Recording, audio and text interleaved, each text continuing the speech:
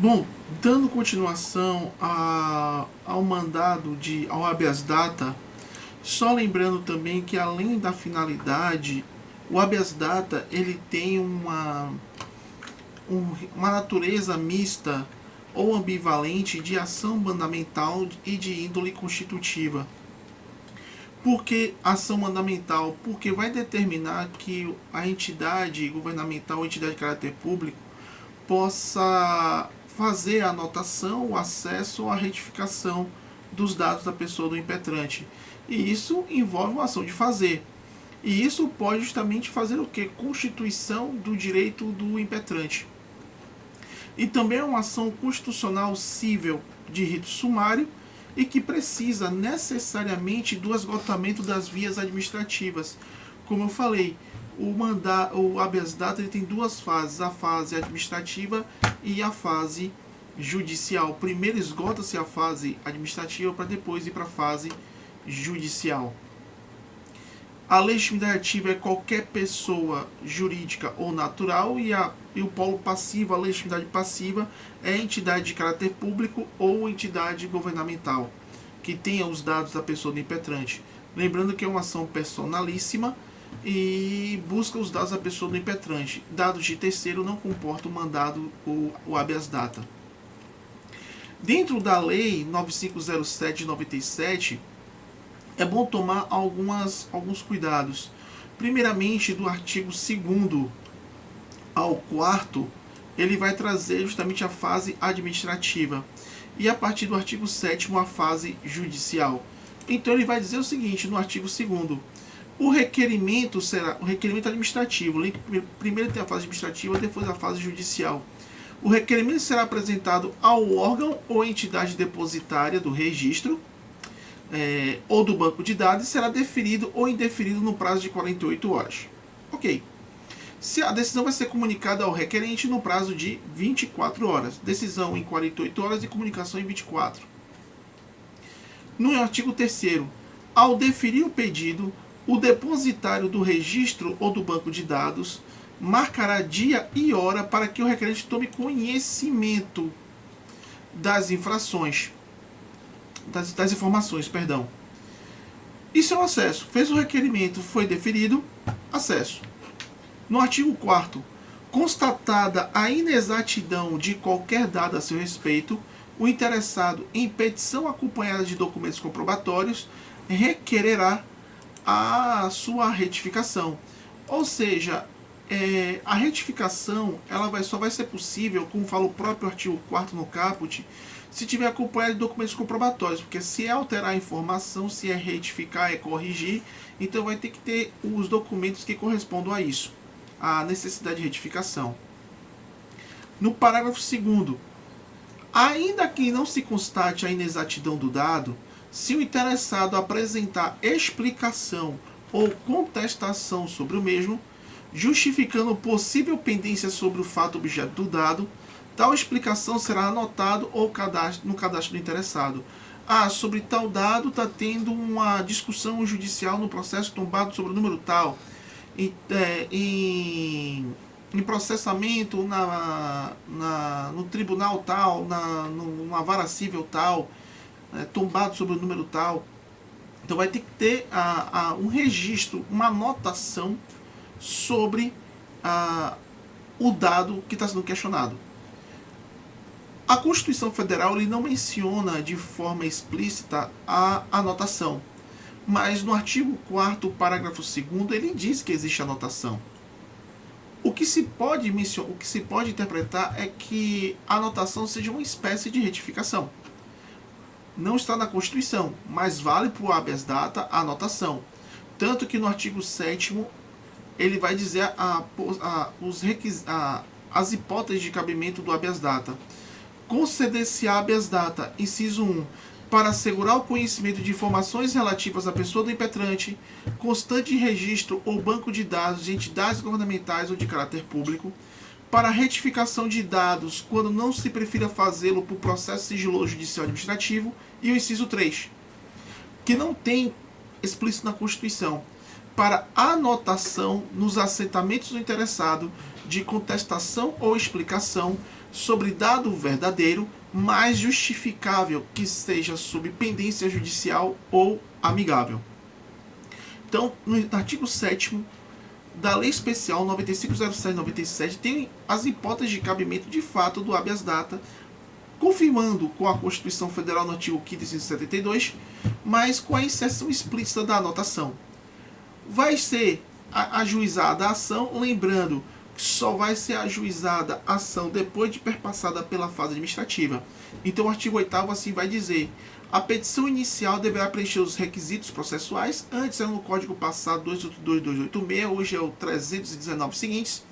Será apresentada em 2 vias e os documentos que instruem a primeira, serão reproduzidos por cópia na segunda. Ora, se vai ser reproduzido, a gente precisa ter o seguinte cuidado. Segue quase o mesmo detalhe do mandado de segurança. Agora, para comprovar o interesse de agir, que é um requisito processual, o parágrafo único do artigo 8º vai dizer o seguinte: a petição inicial deverá ser instruída com prova da recusa ou acesso às informações ou do decurso de mais de 10 dias sem decisão, da recusa em fazer-se a retificação ou do decurso de mais de 15 dias sem decisão, ou da recusa em fazer a anotação no que se refere ao parágrafo 2º do artigo 4º, ou decurso de mais de 15 dias. Ou seja, requerer o acesso, foi indeferido ou sem resposta durante os 10 dias subsequentes, cabe ao HD. Requereu administrativamente a retificação, não foi apreciado no prazo de 15 dias ou foi indeferido, cabe ao HD. Foi requerida a anotação, não teve resposta administrativa no prazo de 15 dias ou foi indeferido, cabe ao MI. O HD, perdão. Então, o interesse de agir está justamente no indeferimento ou não na resposta administrativa. Por isso, essas duas fases. Após isso, né, feita a impetração do mandado do habeas data, o que vai ocorrer? Artigo 9º. Ao despachar inicial, o juiz ordenará que se notifique o coator do conteúdo da petição, entregando-lhe segunda via apresentada pelo impetrante, com as cópias dos documentos, no prazo de 10 dias. Preste as informações que julgar necessárias. Mais uma vez, traz a essência procedimental do mandado de segurança: a prestação de informações pela autoridade coatora no prazo de 10 dias. Isso já está bem enraizado. Ora, depois da prestação de informações, vai se cumprir o artigo 12. Fim do prazo que se refere ao artigo 9º, 10 dias após as informações, e ouvido o representante do MP no prazo de 10 dias, no prazo de 5 dias, os autos serão conclusos ao juiz para decisão e ser proferida em 5 dias. É rápido o MI, o HD. Todo eu estou confundindo MI com HD. Então, após o Ministério Público, depois de 5 dias para sua manifestação, o juiz vai decidir no prazo de 5 dias.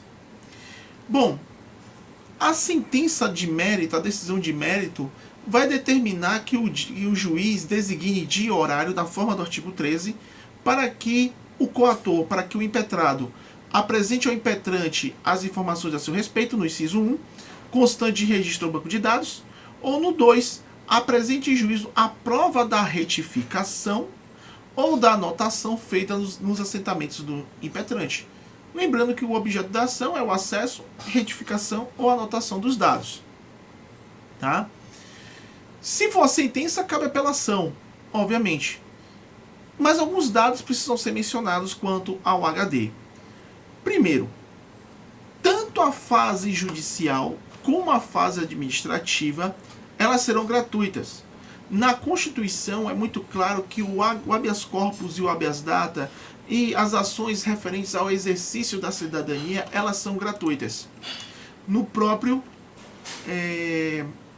inciso 77, se não me falha a memória, são gratuitas as ações de habeas corpus e habeas data e, na forma da lei, os atos necessários ao exercício da cidadania. tanto a fase judicial como a fase administrativa referente ao HD, elas são também gratuitas, conforme o prazo, conforme estabelecido o artigo 21 da lei. São gratuitos o procedimento administrativo para acesso à informação e retificação de dados e para anotação de justificação, bem como a ação de habeas data. Então ela possui a gratuidade, ok?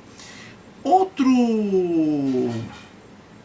dado que é interessante quanto ao habeas data está no artigo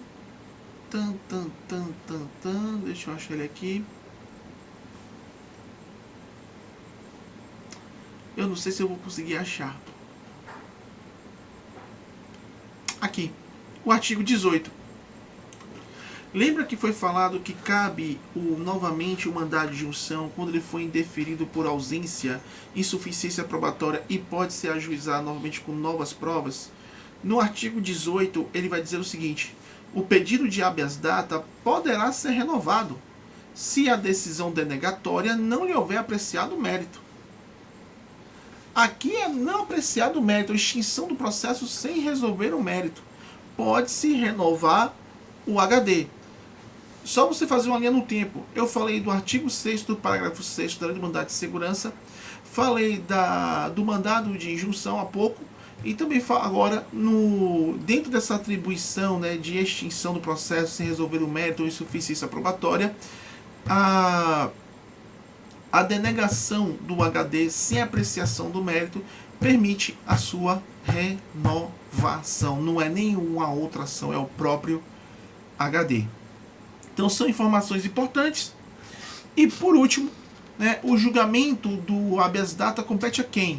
Originariamente ao Supremo Tribunal Federal, contra atos do Presidente da República, mesas da Câmara e do Senado, Tribunal de Contas da União, Procurador-Geral da República e o próprio Supremo, ao Superior Tribunal de Justiça, contra atos de ministro de Estado ou próprio tribunal, tribunais regionais federais, contra atos do próprio tribunal ou juiz federal, a juiz federal, contra ato de autoridade federal, excetuados os casos de competência dos tribunais federais, aos tribunais estaduais, segundo disposto na Constituição do Estado. Então, são algumas das competências. Eu fico mais com o inciso 1 do artigo 20 para o efeito de apresentação do HD. Então, tem, por exemplo, um caso de Santa Catarina em que um cidadão ingressou com um HD para que tivesse acesso a uma rede comunitária do WhatsApp da rede de vizinhos que era vinculada à polícia, a polícia estadual, acho que de Santa Catarina, né, para poder reivindicar direitos que ele está pleiteando. E as informações estavam nesse WhatsApp comunitário. E ele conseguiu, obteve êxito no primeiro grau. No segundo grau, a Procuradoria recorreu, mas mesmo assim teve que prestar as informações. Então, para você ver que inclusive cabe no âmbito de um TCC o estudo, né, do uso do HD na Lei Geral de Proteção de Dados, o Marco Civil da Internet e hoje justamente com toda a digitalização do mundo e das coisas, tá? Então fica a dica do HD, que ele é bem simples, só tomar cuidado com a dicção da Constituição e a dicção aqui no artigo 7º e a fase administrativa, a fase judicial e o artigo 8º. A última ação, as pessoas gostam muito dela, até porque ela tem um fim, lembrando que em termos de prioridade, primeiro o HC, em termos de julgamento, depois o MS e depois o habeas data. É uma ação que muito bem-vinda, o pessoal gosta muito dessa ação, e que ele traz um espírito da manutenção da coisa pública, que é a ação popular. A ação popular está no artigo 5º, inciso 73 da Constituição, e está na Lei Especial 4717 de 65. É uma lei razoavelmente já envelhecida, porém ela tem um zelo pela coisa pública, né, pelos bens públicos. A ação popular é uma ação que não visa interesses próprios do impetrante, não visa interesse particular, visa a proteção do interesse público, de bens públicos. Não visa interesses próprios ou interesses individuais. Ele visa a res pública. A ação popular, ela somente vai a lei da ação popular só vai tratar de processo a partir do artigo 6º e artigo 7º. Porém, muita coisa tem como falar dela no âmbito da sua natureza de ação. A co-irmã da ação popular é a ação civil pública 7347 de 85, em que lá pode o Ministério Público, a Defensoria, dentre outros, moverem a ação popular, a ação civil pública. Na ação popular, quem só pode ajuizar a ação é o cidadão comprovando o pleno exercício dos direitos políticos. Quem pode impetrar a ação popular é o cidadão comprovando o pleno exercício dos seus direitos políticos. Daqui a gente pode extrair diversas questões processuais. Primeiramente, a própria Constituição Federal, quanto ao inciso 73, em que ele vai dizer o seguinte: 73.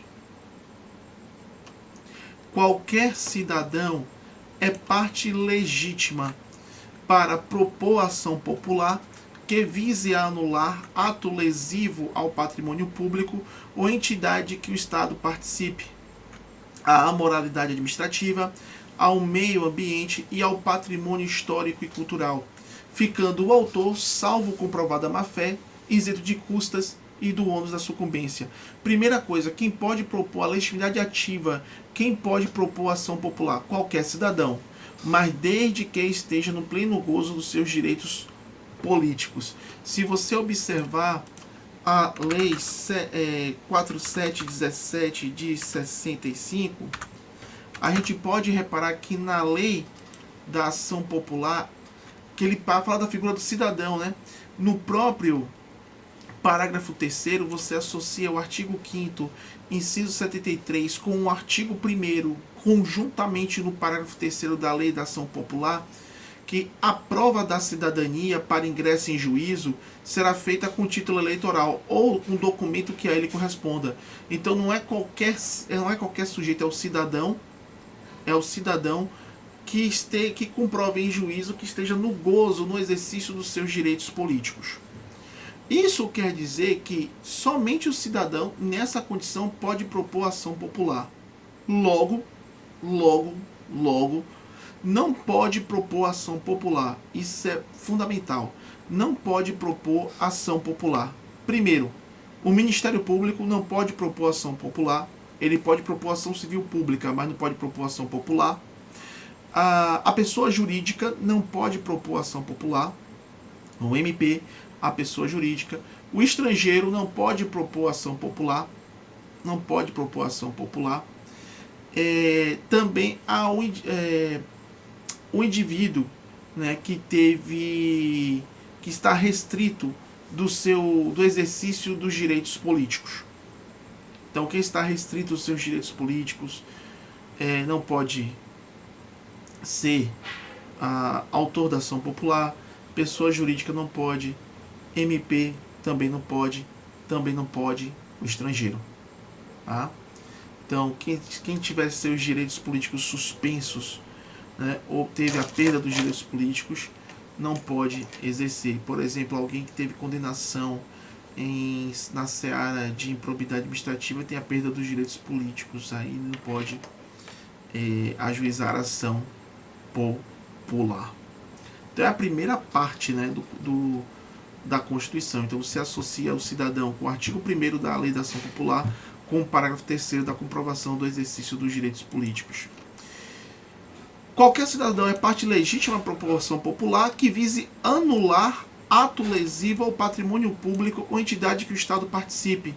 Se anular, pode ser também para cessar a ameaça. Então a ação popular pode ser impetrada de forma repressiva ou também de forma preventiva.